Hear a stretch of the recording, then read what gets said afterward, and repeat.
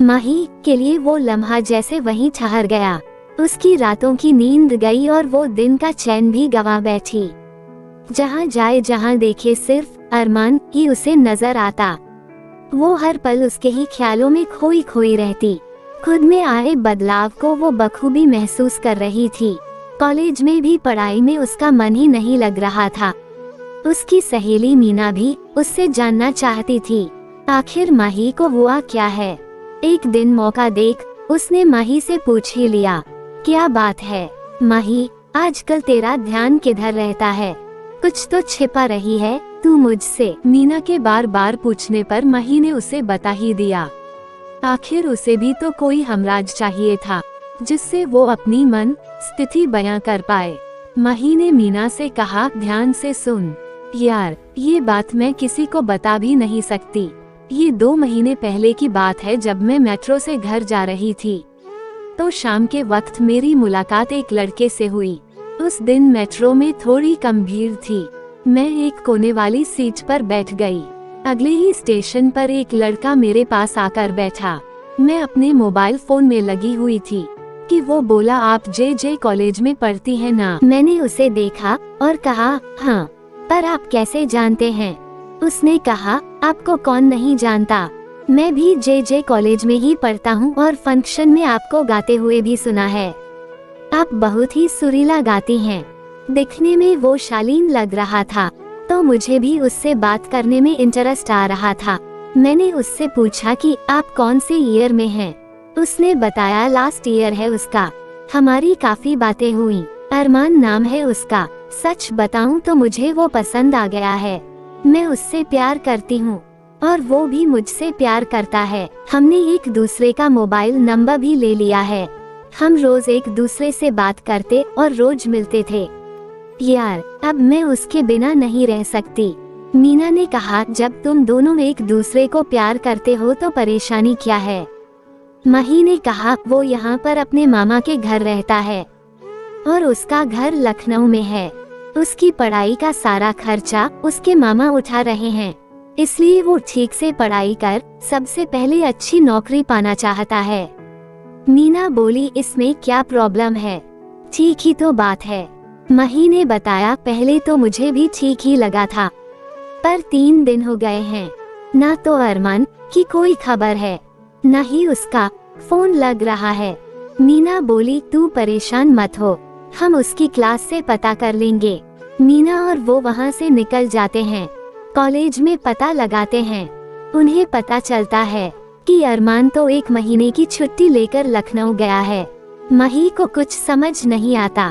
खैर, मीना उसे समझाती है कि वो परेशान ना हो, जब अरमान आएगा तब सब साफ हो जाएगा, तब तक तो हम इंतजार ही कर सकते हैं।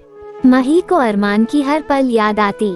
वो साथ बिताए हसीन पल याद आते, उसके वादे याद आते। बस सिर्फ एक वही नहीं था उसके सामने।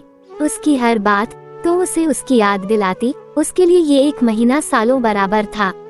अरमान भी वापस आ गया था, पर बदला हुआ अरमान। उसे माही से बात करने में कोई इंटरेस्ट ही नहीं था। माही जब जब उसके पास आती वो वहाँ से चला जाता। माही ने भी ठान लिया था कि वो अरमान से बात करके ही रहेगी। एक दिन मौका देख माही ने अरमान को पकड़ ही लिया और बोली, अरमान, आज तुम भाग नहीं सकते, तुम्हें मेरे सवालों के जवाब देने ही पड़ेंगे।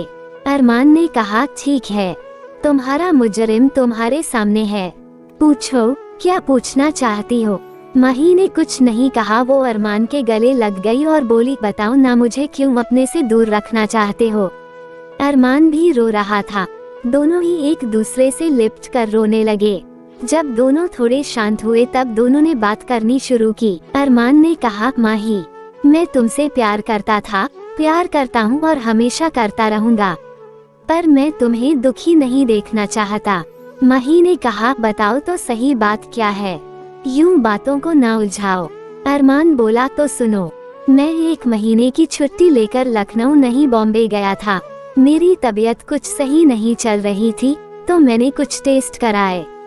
जांच में पता लगा कि कैंसर का अंदेशा है, इसी कारण बॉम्बे गया था। मामा जी की जान पहचान के एक अच्छे डॉक्टर वहाँ इसी का इलाज करते हैं। उन्हीं ने जब फिर से टेस्ट कराए तो कैंसर का ही पता लगा है। अब मुझे बताओ कैसे तुम्हें मैं अब अपने करीब आने दूं? मही बोली, अगर नहीं आने दोगे तो मैं अपनी जान दे दूंगी। तुम ही बताओ अरमान, क्या प्यार करने से पहले हमने ये सोचा था? मैंने तुमसे ये कहा था क्या कि मैं तुम्हें बीमारी में तुम्हें छोड़ दूंगी? तुम ही कहो, अगर ये मेरे साथ हुआ होता तो क्या तुम मुझे छोड़ देते? और आज किस बीमारी का इलाज संभव नहीं? मेरे पापा के जान पहचान के बहुत अच्छे डॉक्टर हैं, हम उन्हें भी दिखाएंगे। देखना तुम जल्दी ही ठीक हो जाओगे। दोनों एक दूसरे के गले लग गए, खूब रोए, फिर संभल भी गए। ये समय हिम्मत से काम लेने का था, होश खोने का नहीं। अगले ही दिन वो उस डॉक्टर से मिले, सारे टेस्ट कराए, अरमान का इलाज शुरू हुआ। मही कॉलेज भी जाती, अपनी पढ़ाई भी करती, फिर अरमान का ख्याल भी रखती। धीरे धीरे अरमान का इलाज खत्म होता जा रहा था और उसकी हालत में सुधार भी हो रहा था। मही के साथ रहने से अरमान को सही होने का हौसला मिलता। डॉक्टर भी अरमान की इच्छा शक्ति को देख हैरान थे।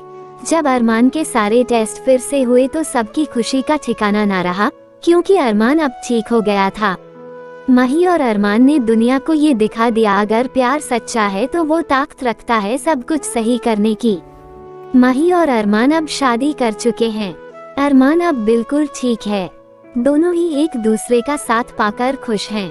दोनों ने ही एक दूसरे को पूर्णता का आभास कराया और सबके लिए एक मिसाल कायम की। दोस्तों, अगर आपको कहानी अच्छी लगी तो कमेंट जरूर करना, वीडियो को लाइक और चैनल को सब्सक्राइब करें। कहानी सुनने के लिए बहुत बहुत धन्यवाद।